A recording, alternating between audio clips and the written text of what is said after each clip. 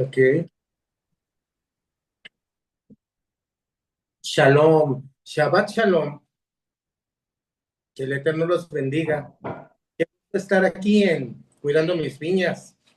Qué bonita exaltación, adoración, ofrenda para nuestro rey, para Yudei Babel. Y bueno, pues el día de hoy vamos a hacer un pequeño resumen para ver la última ya de esta parashá Bamidbar o Bemidbar. Está correcto pronunciarlo de las dos formas. Y bueno, muy interesante. Yo le doy gracias al Eterno Abacadosh por este privilegio. De verdad es algo hermoso.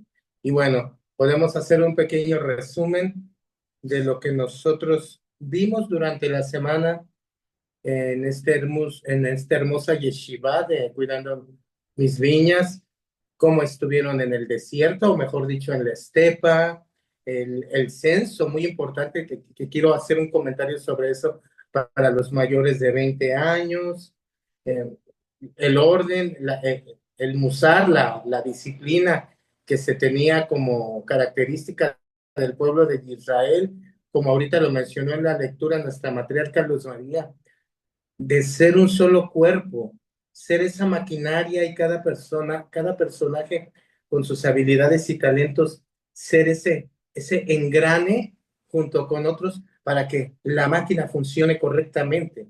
Esto es algo muy interesante que vamos a ver, así como la distribución de las tribus alrededor del Beit Hamikdash, la distribución también de los Levín, los levitas alrededor del Mishkan, así como cada función de cada uno de todos los integrantes del pueblo. ¿Para qué? Para levantar el Mikdash. Y bueno, a mí me gusta mucho la Haftarah que viene en el Sefer Oshea, en esta parashá de Bamidbar, porque nos menciona el Naví Oshea así. Pero he aquí que yo le atraeré y le llevaré al Bamidbar, al desierto, al estepa, y hablaré a su corazón.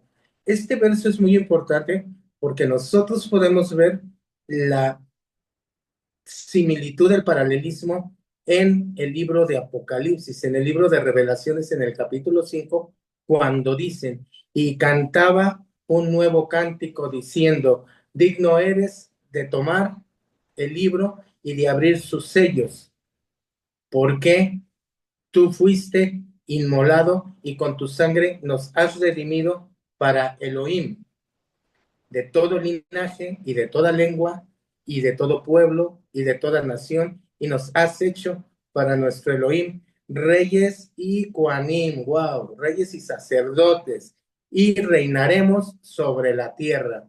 Ahorita vamos a ver una relación muy hermosa con algo que el Eterno nos ha estado viniendo diciendo muy hermoso, que es el milenio. Este libro de la Torah de Bamidbar tiene un nombre muy especial. Se le llama también Humash Hakepudim. Muy arameo este término, Humash Hakepudim, porque significa, Humash viene de Hamesh, que quiere decir cinco. Los 5 libros que fueron entregados a Moshe. Aunque no venga aquí la palabra Moshe, así se traduce en arameo esto. Humash Hakepudim. El libro de los números. El libro que señala la importancia que Adonai atribuye a cantar, porque la Torah es cantada, a cantar y a contar a su pueblo como un acto de amor por ellos. Y es algo muy especial porque justamente este acto de amor se nos está dando un Shabbat antes de Shavuot. Qué bonito. Pero hay una pregunta muy importante. Yo lo he venido escuchando de estas varonas valientes y esforzadas que forman parte de esta hermosa yeshiva de Cuidando Mis Viñas. Y esta pregunta es, ¿por qué Adonai dio la Torah en el desierto? ¿Por qué en Bemidbar? ¿Por qué en la estepa? Ahorita vamos a ver las características que tiene ese lugar. Pero bueno, el Eterno nos dio la Torah en el desierto. ¿Para qué? Para formarnos en humildad. Para formarnos en humildad y así poder tener acceso a lo que vendría siendo como el día de mañana, primeramente el Eterno en unas horas celebrar esta Moed de Shavuot. Si el Eterno hubiera dado en Eres de Israel esto, no habría tenido una relación tan especial. Una persona altiva, una persona que no tiene humildad, es una persona que simplemente no va a aceptar nunca el consejo, ni la guía, ni del Eterno, ni de nadie. Es por eso que nos lleva al estepa para seducirnos, para enseñarnos, porque la humildad es la conciencia de la propia pequeñez que debemos de saber que tenemos, de lo que somos, de reconocer que nosotros estamos ante el jefe de jefes, como decimos en México, ante el rey de reyes, viendo su inmensa y eterna grandeza y reconociendo, y no es una ofensa, pero sí debemos de reconocer delante de él nuestra profunda miseria porque aún somos miserables delante de Él muchas veces, en muchos momentos. Es por eso que aunque sea palabra de hombre, yo estuve leyendo en una alajá, que aunque te quede un día, aunque te queden unas horas en este Sefirat HaOmer, vívelas intensamente, vívelas como si fuera tu último suspiro, vívelas con temor y temblor de ofender al Eterno, vívelas, aunque hayas fluctuado días antes, aunque hayas decaído, aunque tu corazón se desanimó y todo, vive estas horas intensamente con gran amor y con gran gratitud, porque como lo dijo Isabel hace un momento y con justa razón, que a ella no le gusta perder el tiempo, eso es algo bien importante porque el pueblo hebreo toma la pérdida de tiempo como un suicidio espiritual. Y es verdad, es verdad. Por eso el conteo del Homer te invita a contar, a contar, a contar y a contar cada segundo, cada momento de tu existir, anhelando esta llegada, como lo mencionó la Morayón hace rato, en la transmisión a la Jupá, hacer esa ketubá, ese contrato matrimonial entre el Eterno y su pueblo, pero un pueblo cada dos. Por eso en estas horas vamos a esforzarnos para llegar siendo gratos delante del Eterno. Él es tardo para la ira y grande en misericordia. Pero bueno, volviendo al desierto, volviendo al Bemidbar, así como un desierto también implica, con todo lo que le rodea, implica que un creyente debe de estar listo para sacrificar el confort material por la Torah. Porque ¿qué confort vamos a encontrar en el desierto? ¿Alguien se ha imaginado el desierto o la estepa? Son diferentes, ahorita vemos, pero vamos a hablar de un desierto.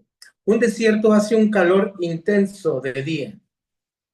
Yo he estado en un desierto, no en esas condiciones.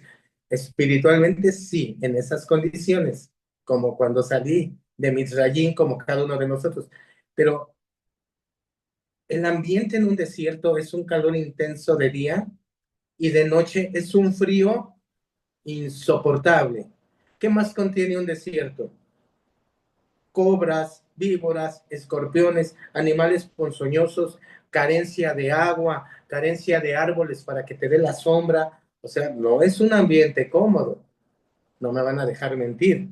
No hay lujos materiales como los que tenemos ahorita. Fíjense qué cosa tan maravillosa, tan estupenda, que de verdad el Eterno, ese, como lo dijo Yohanan, el amor es Elohim, y quien no conoce Elohim no conoce el amor. Y que Elohim nos lleve a un desierto para seducirnos. Imagínense un varón que le gusta una varona y se la lleva a declararle su amor a un desierto.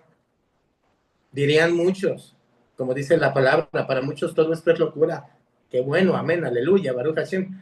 Pero es verdad, en vez de dar, como a un desierto, en vez de que le lleves un ramo de flores, te la lleves a tomar un café a un lugar lindo, con luz tenue, a la luz de las velas y todo. No, a un desierto. Pero esto tiene algo muy, muy importante. Una característica de verdad del desierto, como yo se los mencionaba, es la vaciedad, la vaciedad. Y nosotros como creyentes tenemos que ver que el intelecto de un creyente, el intelecto, el corazón que se encuentra aquí, por eso el Shema tiene que estar aquí en tu corazón, en las tablas de tu corazón, como filacterias entre tus ojos. El intelecto de un creyente debe de ser como el desierto. ¿Qué quiere decir eso? Pues quiere decir que tu mente debe ser como un desierto libre, totalmente libre de elementos extraños. Antes de que nosotros entremos al estudio de la Torá y podamos ser llenos de su palabra y de su Ruach HaKodesh. Nosotros tenemos que despojarnos de todos esos pensamientos que simbolizan esto que vemos alrededor, la comodidad en la cual, pues, cuando todo nos va bien, no volteamos hacia arriba. Cuando nos va, cuando nos va mal, sí volteamos hacia arriba. No, nosotros debemos de vaciarnos de todas esas cosas que tenemos aquí, de ver que eso del dinero, que ahorita vamos a hablar un poquito de la riqueza, dichos que han sido, de verdad, yo se los voy a decir, aquí en la escuela o en México se practican mucho los dichos o los llamados refranes. Y la mayoría de los refranes son del diablo, son de Hasatán.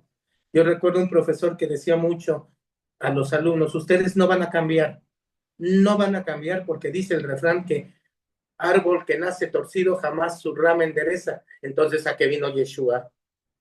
No es el Ben-Anash que menciona Daniel, no es el Ben-Anash, el hijo constructor que va a venir a construir lo que se destruyó, a restaurar lo que está torcido. Claro que se puede enderezar, pero aquí nos enseñan cosas de verdad ateas, cosas que no. Bueno, vamos a entrar un poquito conectado a esto, a lo que se llama el censo, la toma del censo. La idea del censo, la idea de contar a los hebreos desde ese entonces, y nosotros debemos de tener en cuenta hoy en día, representa contar a las legiones del rey. Por eso Kadosh, Kadosh, Kadosh, Adonai Tsebaot. Y nosotros muchas veces pensamos en las huestes celestiales, en los ángeles, arcángeles, querubines, malachín, pocas palabras. Pero no, cada uno de nosotros como siervos, como creyentes, también formamos parte de las legiones del Eterno. ¿Cómo es eso? Bueno, al contar a los hebreos en el censo, cuando nos dice esta parasha Bamidbar, Elohim está demostrándonos, qué interesante, está demostrándonos cuán valiosos eran y somos y seguiremos siendo sus hijos para Él. Cada uno de nosotros, así como en ese entonces cada hebreo tiene su propio y especial lugar y cada uno tiene una marca y una diferencia. Pero en el futuro, cuando las impurezas, ahí viene lo que me gusta de Osea, de la Haftarah, porque me van a decir ustedes de qué estamos hablando. En el futuro, cuando las impurezas sean eliminadas del mundo, el número de creyentes aumentará y aumentará toda la cuenta. Esto viene en Oseas, en el libro de Oseas, capítulo 2, versículo 1. ¿Y cómo se llama esto? Pues No se el escucha milenio. más. El milenio. Entonces, fíjense qué cosa tan importante como esta parasha antes de Shavuot nos está hablando del milenio y si analizamos Shavuot, Shavuot nos está hablando del milenio también. Entonces, el censo era una consecuencia también necesaria a partir del pecado que se realizó con el becerro de oro. ¿Por qué? El becerro de oro es un simbolismo a cualquier pecado que tengamos, adicciones, tristeza, aislamiento, la shonara, ayinara, etcétera, etcétera, etcétera. Cualquier pecado, porque cualquier pecado le va a robar a la persona, a cualquier persona, las chispas de santidad que poseemos. Todo aquello que el Eterno nos creó cuando éramos almas allá en el Malhut Shamadim y todo, Él emana y forma todo por medio de su palabra. Por eso hay algo muy, muy bonito de un Midrash que me gusta, que cuando bajó Moshe y vio la adoración del becerro de oro y rompió las tablas, y la verdad, hay que creer en estas cosas sobrenaturales, de verdad, hay que creerlas. Cuando se rompieron las lujot, las tablas, las letras hebreas que había escrito Elohim salieron volando y el pueblo lo vio y se maravilló y se aterrorizó también. salieron volando y fueron hacia la presencia del Eterno nuevamente. Por eso las segundas tuvo que escribir Moshe. Entonces, nosotros tenemos chispas de luz. Yo decía hace rato en la transmisión y lo he mencionado en ocasiones anteriores, todo material, el alefato hebreo, no son tanto letras, sino son materiales de construcción que con la menra, Yeshua, con la palabra del Todopoderoso de Yudei Bab las mencionó y dijo, hágase y fue hecho. Entonces, las palabras tienen poder por eso, pero nosotros vemos chispas de luz que contienen todos los materiales, pero nosotros también. La persona más Ra quiere decir malo, maligno, malo, maluco, creo dicen en Colombia. Bueno, todas esas personas contienen esa chispa de luz. Una cosa es que su maldad haga tanto ruido que no permita escuchar el grito de esa chispa de luz que pide urgentemente, quiero regresar a ti. Y es lo que vamos a ver en Shavuot. La palabra Shevel, el juramento de quiero regresar a ti. Pero los malos no lo escuchan.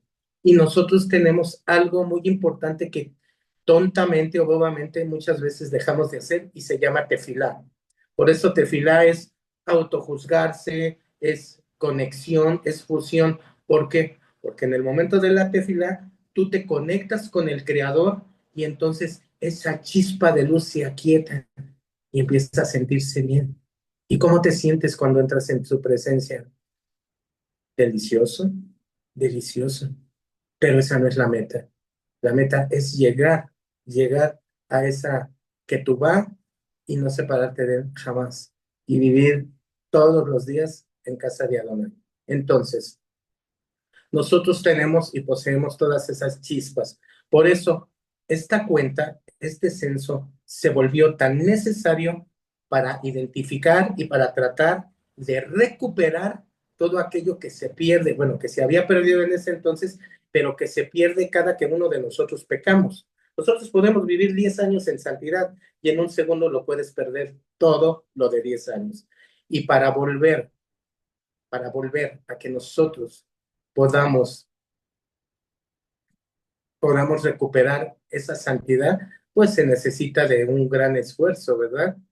Y necesitamos nosotros esforzarnos para poder volver a ser elevados hacia la santidad. Y esto es lo que está relacionado con Shalom.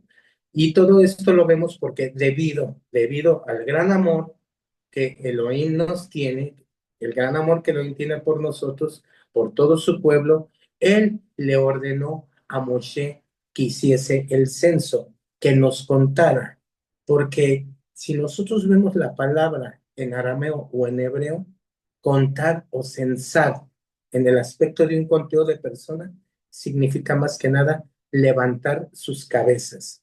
Fíjense qué interesante.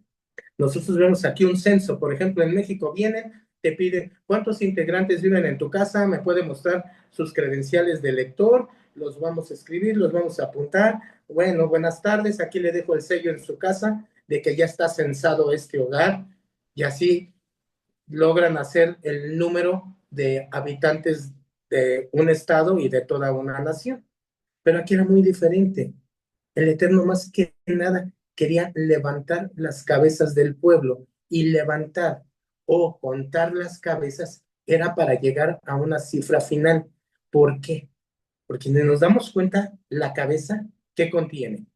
La cabeza contiene el cerebro humano y es en el cerebro humano el cual a través de ideas, pensamientos, procesos, vivencias, todo lo que almacenamos, lo que identificamos y todo nos va a hacer diferentes y va a marcar la diferencia de otras personas.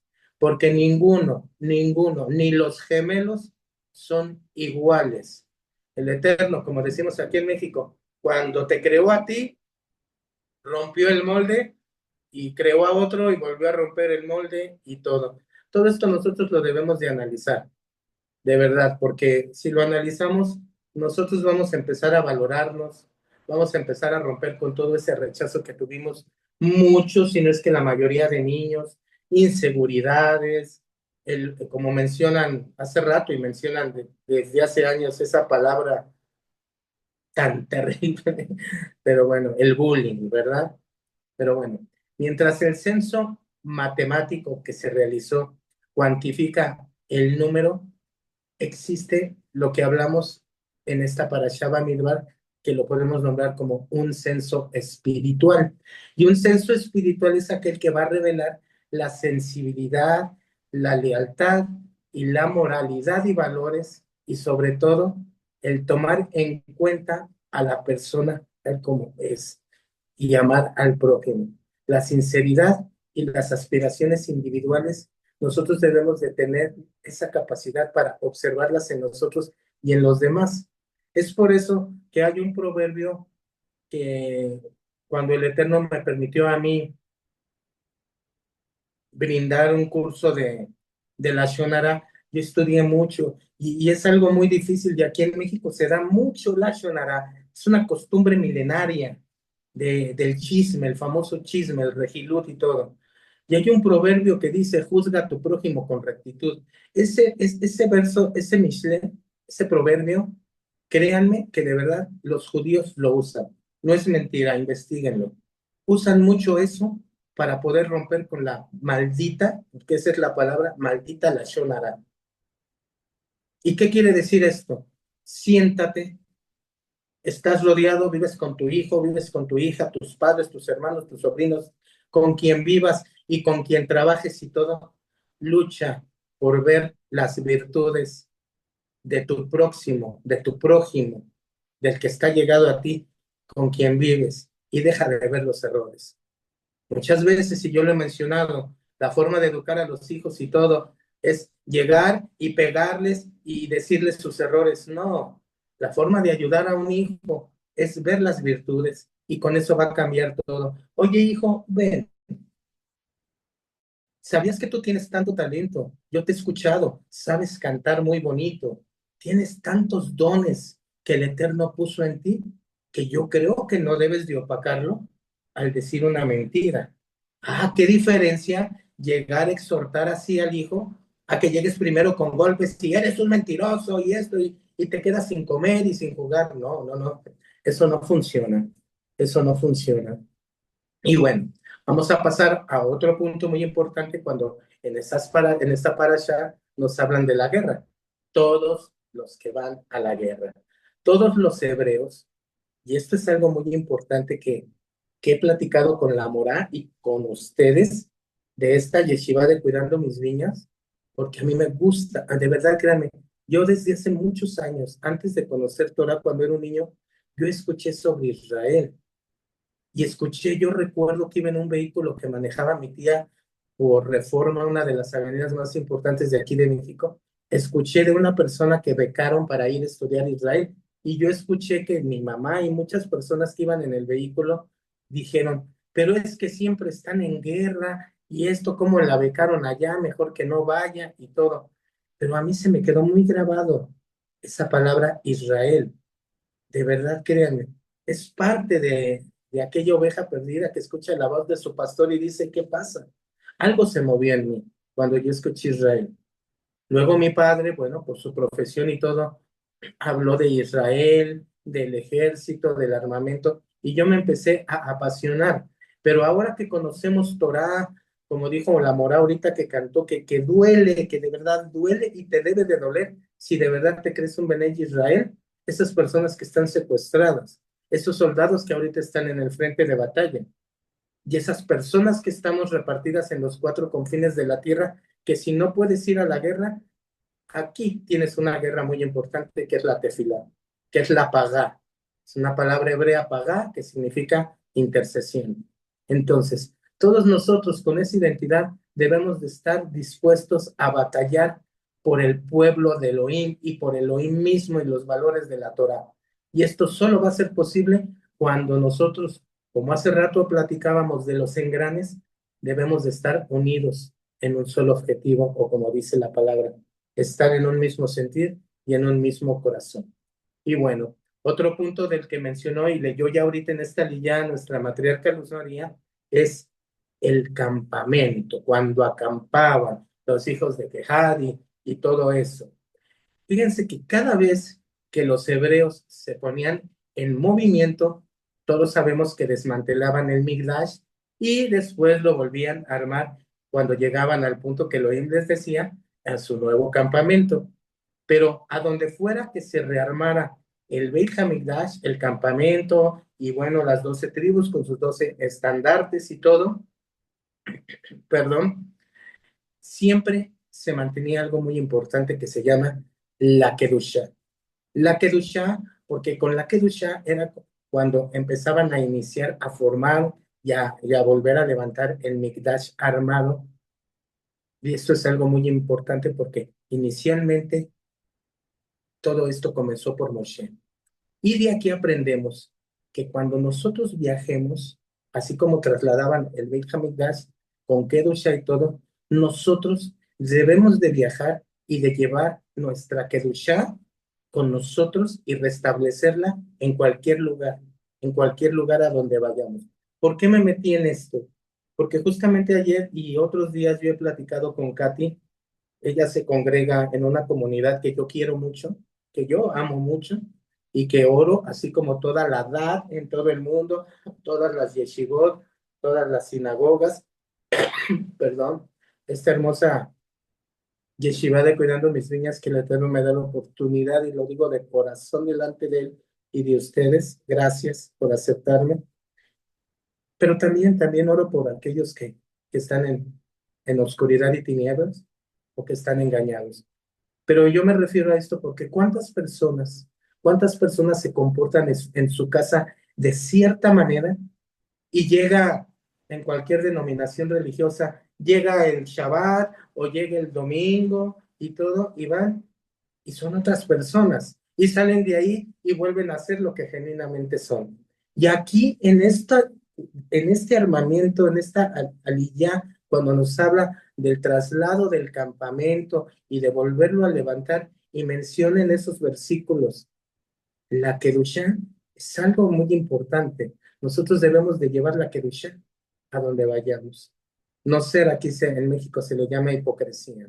No debemos de ser hipócritas y debemos de ser genuinos. ¿Por qué? Allí tenemos el ejemplo del arca de Noaj. El arca de Noaj es tu casa y tú sabes en dónde va a encallar, tú sabes si se va a hundir o tú sabes si al abrirla con tu comportamiento vas a ver un nuevo amanecer hermoso con un cielo despejado. Por eso lo más importante el Eterno también menciona es la Shalom Bait, que quiere decir la paz hogareña, porque ahí realmente, ¿dónde se pone la mezuzá?